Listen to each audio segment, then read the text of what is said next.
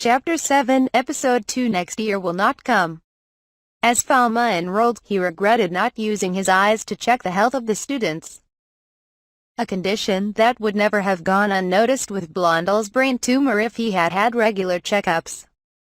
Falma's movement during the eye examination was still unnatural and it was difficult to integrate it into his daily life. Therefore, it became my enemy to hold back. While Falma was using his eyes, Blondel stared at him curiously. "Sensei? Are your eyes blurry?" "No, just stay still. It's a solid tumor, bright red, and it invades the frontal lobe. I wonder if it's invading when the border isn't clear. It looks highly malignant. The tumor is about 2 centimeters in diameter.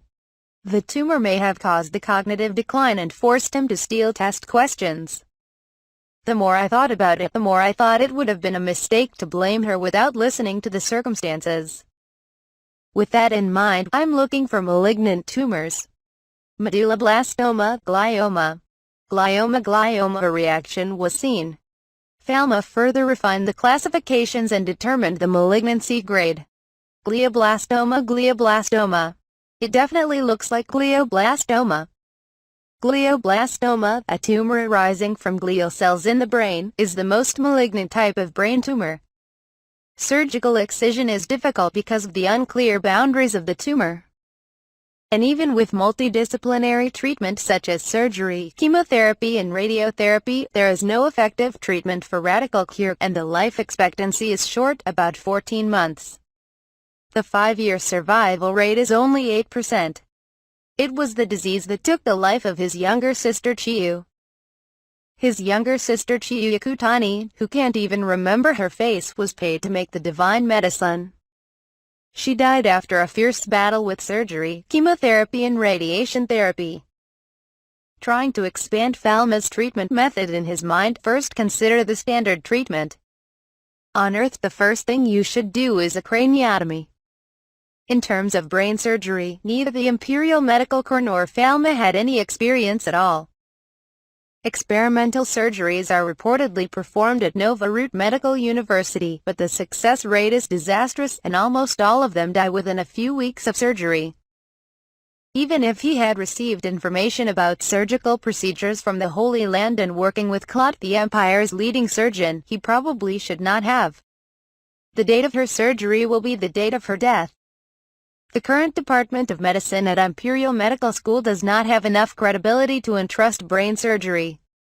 But even meanwhile, her brain function will be affected at any moment. Radiation therapy to avoid surgery.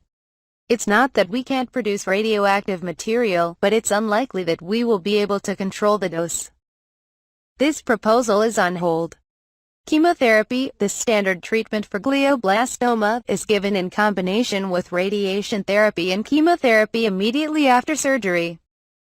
The cytotoxic drug temozolomide is being considered as initial treatment, and Avastin and nimistine are also being considered for recurrent cases. When Falma-Miboshiki medicine is studied, any effects are limited. The growth was suppressed, but it was temporary, and the red light that was in the tumor, which was an indicator that it was lethal and could not be completely cured, was stubbornly not erased. It may be non-ablative chemotherapy or other treatment modalities. If there is a divine medicine that can definitely cure this. After a short training period, Falma was able to use divine medicines, but most of them were aimed at anti-demon effect, and most of them were temporary. There are recipes, but the lack of mystical ingredients has prevented the creation of panaceas. The only thing that can be done is to prolong the life of a person who is about to die from a stubborn cancer, but it does not lead to a complete cure. Looking at her face, Falma began to cry. What is my existence? I can even synthesize divine medicine, but I can't seem to help her. I wonder if I will lose to this disease again. The voice in his heart tormented Falma, whether he would suffer the same loss twice. She is nothing more than a student who happened to be Falma's student, but if she can't help her, she'll be trapped in the past and make no progress. Am I sick? What are you doing right now? It must be something that definitely kills cells. I can't do brain surgery or radiation therapy. Blondel called out to Falma, who froze after being swallowed by a whirlpool of thoughts. The next lecture is starting, so can I go back? Oh, I see. Go to the next lecture for now. I'll see you later and talk. Yes, I'm sorry I was distracted today. When I went to check on her, I almost tripped several times on a blank spot. Falma, watching it dangerously, drew his staff and levitated, catching up with her and touching Blondel's back with a divine spell. Primal rescue. Blondel noticed Falma's touch and leaned back. What is it? No. It's meant as encouragement. I didn't notice any signs, but did you run?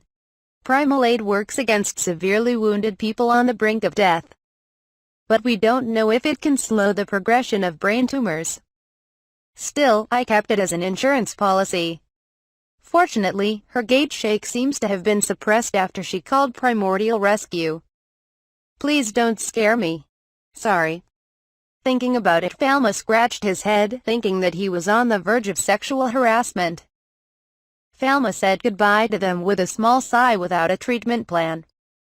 It would be reluctant to take the exam in its current state and evaluate the results. Falma considered other professors if her test scores were poor, and if her exam scores would interfere with her studies, the test was cancelled. And so on. Falma returned to the professor's room, started the PC, and pulled out a brain map from the materials he had downloaded, copied, and saved in Holy Land, showing the functional location of the brain. Was the tumor near here? Her brain tumor is located in her prefrontal cortex. A tumor about 2 centimeters long is located in a place called the brain's command center, which controls thinking, motor skills, and motivation. You said you can't remember new things.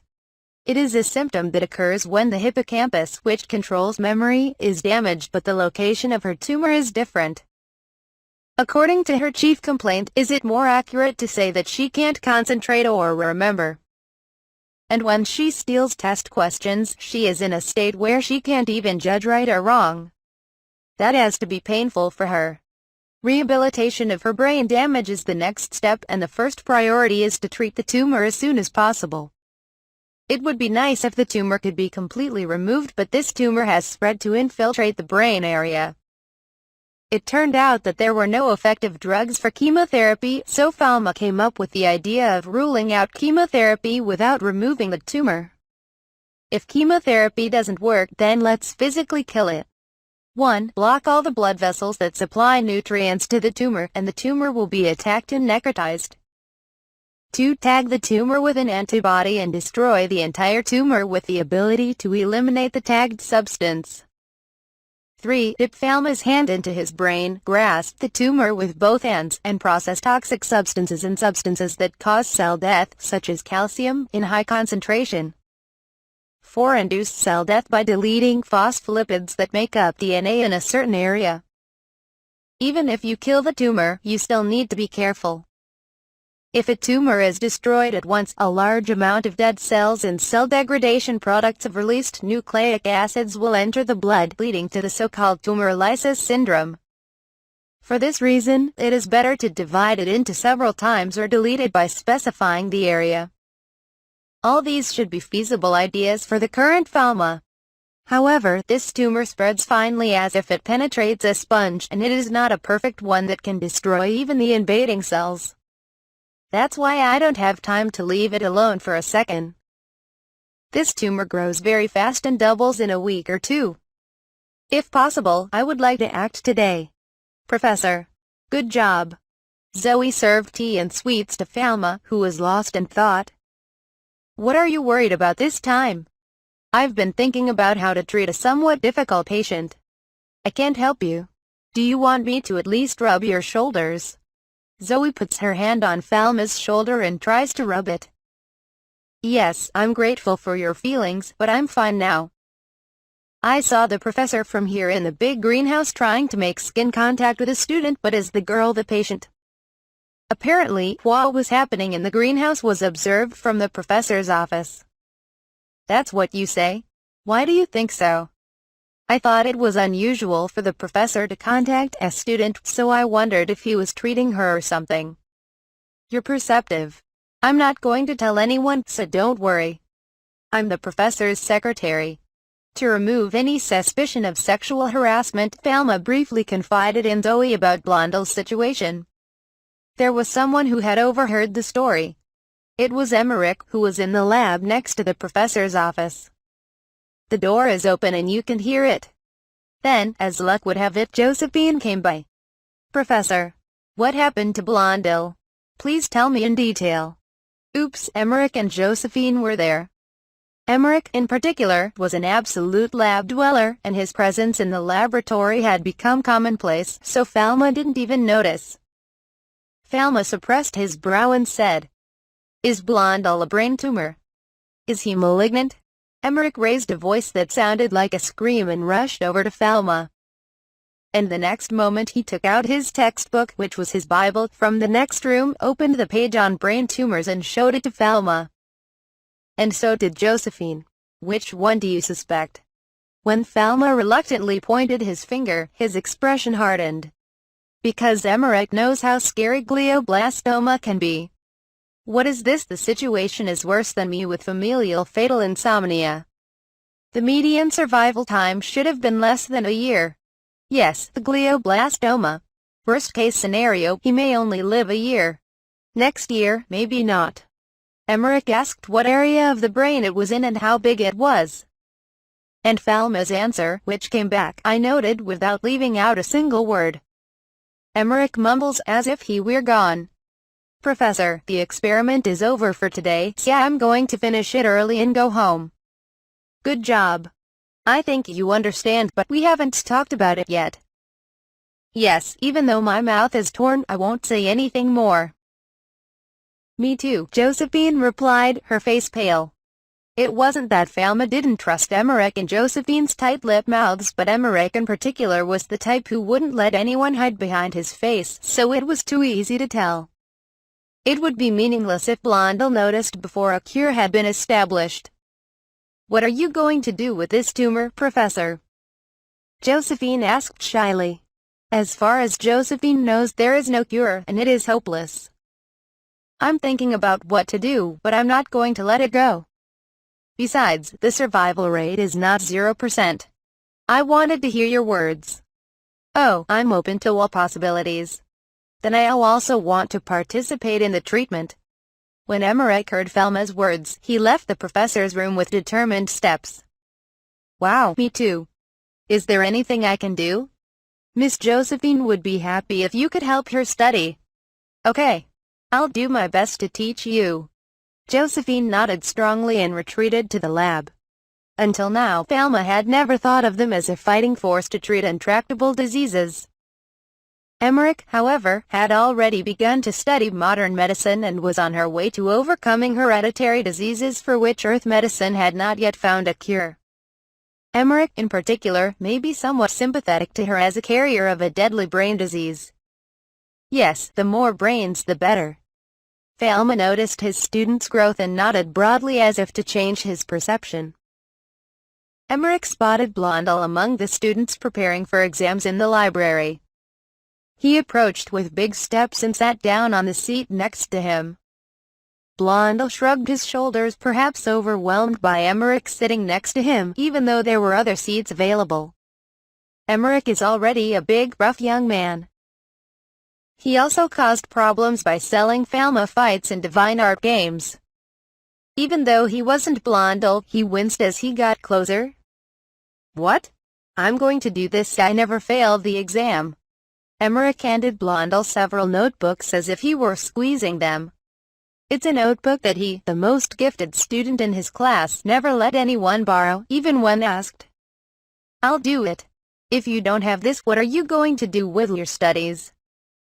It's been decided that it's a perfect score, even though it's being tested now. Blondell was taken aback by Emmerich, who answered with a serious face. Even the part where he speaks confidently in front of the defeated student is sarcastic and clicks. You missed a few lectures, didn't you? That's why you missed the lectures. Do you even remember when I wasn't there? You were in the front row. Because I'm tense in lectures, I notice the smallest things. Blondel took out his frustration on the genius, who replied as a matter of course. "You're so nervous. What, you came to laugh at me, didn't you? It's like I'm just joking around. Please don't give me your notebook. I'm betting my life on studying because I'm literally betting my life on it. Teeth? If I don't fight with all my skills and knowledge, I will die." Emmerich took a deep breath and pierced Blondel with a straight gaze. "Me, you, whoever." Emmerich poked his fingertips into her forehead. "It is difficult for people to live with certainty in the near future. What we can do today may not be possible tomorrow. We don't know what will happen tomorrow. What, are you drunk on yourself?" Blondel makes a disgusting face and blinks his eyes. "That's why I'm living with all my strength today. The accumulation of it will keep me alive. What do you want? Live every day as if you were going to die tomorrow." Emmerich said bluntly and left. Blondel was later left with his notebook on the library table. He's talking about himself and pushing his notebook. "I'm sorry, that guy. I have to return this notebook tomorrow." Distracted from studying, Blondel cleared his desk and walked out of the library, where he ran into Josephine. "Good evening, Natalie Blondel. I'm going back to the dormitory." "Good, let's go home together."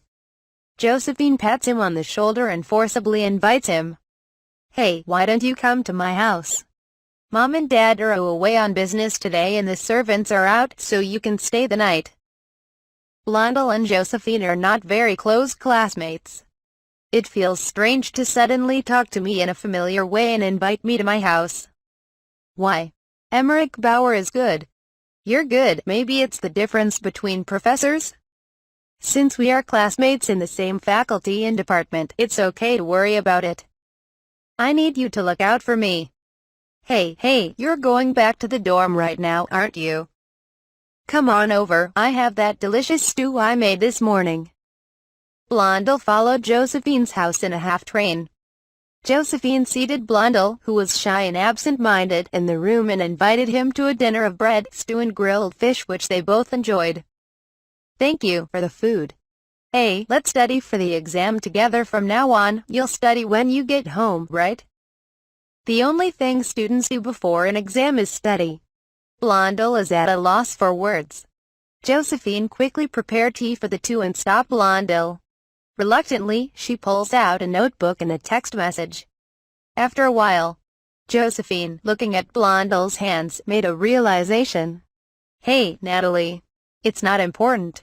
Here's the gist of this section." And I skipped a page. "Huh? Why are you looking at me like that? You're really busy." "Sorry, I got distracted while we were studying together." Blondel seemed unable to sort through information, perhaps because of a brain tumor that hindered his ability to think. In addition, irritability is on the rise. There, Josephine calmly summarizes the key points. With Blondel's method of learning, not to mention not engaging in it, it never ends. Time is not infinite, so savings are necessary. Blondel suddenly held his head while listening to Josephine's lecture. "My head is starting to hurt. Are you all right? Medicine for a headache. It's a parable. I can't keep up if you talk too much at once." "What is it?" Josephine breathed a sigh of relief when she learned that the headache was not caused by a tumor. Blondel remembered and pulled a notebook from her bag. "Speaking of which, Emmerich Bauer gave me a notebook." "Hey, that's amazing. Emmerich Kuhn, you've never lent anyone a notebook before." "I don't know why he suddenly gave it to me. I didn't even really talk to him." Josephine made an "oh no" face at Emmerich's blatant support, but she shook her head left and right to make up for it. "But if you learn by narrowing down the main points as you look at it, it will be easier to remember. You went to the trouble of lending me this, so let's use it." Josephine happily flips through her notebook. I had never seen Josephine before. As she said this, she flipped through the notebook, and between them was a note addressed to Blondel. "Oh, it's a letter to Natalie Chan." "Is it a love letter?" "Eh? It's not like that, stop it." Nevertheless, Blondel decided to read the letter while Josephine was out of the bathroom, thinking that it would be better to check the contents as soon as possible. Written, there was a pedigree showing the inheritance pattern of a family disease, written in a descriptive format that I had just learned, and it was unkind to call it a letter. However, the following words are appended to the person's note pointing to Emmerich in the family tree. A bearer of fatal familial insomnia? Blondel, not knowing such a word, searched the textbook directory. Finally finding the description, I took a bite and read it. This guy. He's going to die. Not only Emmerich but all his siblings die. Blondel knew Emmerich's position, knew what he meant, and shook his head. Are you saying that you are using the time before you die to fight an incurable disease to cure yourself and your family? Blondel closes the notebook. Then he clenched his fist on the table, and his fist trembled. Now I know why he is always in the lab before his notes. Now I know why he is always desperate. Blondel immediately burst into tears. I cried even as my tears dried up. After returning from the bathroom, Josephine offers her a tissue. What's wrong? Emmerich, did you write something terrible? I'm going home. I can't stay like this. Yeah? Take care of yourself and go home, okay? From that day on, there was a character of Blondel who stayed in the library until late at night. When Josephine called him from time to time, he seemed to be studying avidly from Emmerich's notebook. And she actively asked Josephine and Emmerich questions. At first she studied inefficiently, but she seems to have gradually grasped the art of learning. And so a few days after the last test of destiny, it was the first lecture after Thelma's exam, which was the most difficult. Since the exam is over, I will return the test answer. After grading the exam, Thelma returned the answers one by one. 5 people with excellent scores were read aloud. Emmerich is perfect as explained. Josephine Barrier came in second. Of course, Blondel, whose name was not among the top performers, made a devotional gesture. And finally, Blondel's name was called. I get a response with both hands from a children's professor standing at the podium. Her shoulders tightened to accept the sentence imposed. 75 points. Blondel opens her eyes wide and stares at the answer with an incredulous expression on her face. Written in Thelma's own handwriting were detailed explanations of the errors. I received it normally. You did a great job. It's your skill. Thelma casually praised him and called out the name of the next student. That day, Blondel invited Emmerich, Josephine and others to lunch out of gratitude. Emmerich offered another serving out of spite. Thank you. Both of you. I feel like I can do my best. Emmerich and Josephine looked at each other and smiled as if sharing their thoughts.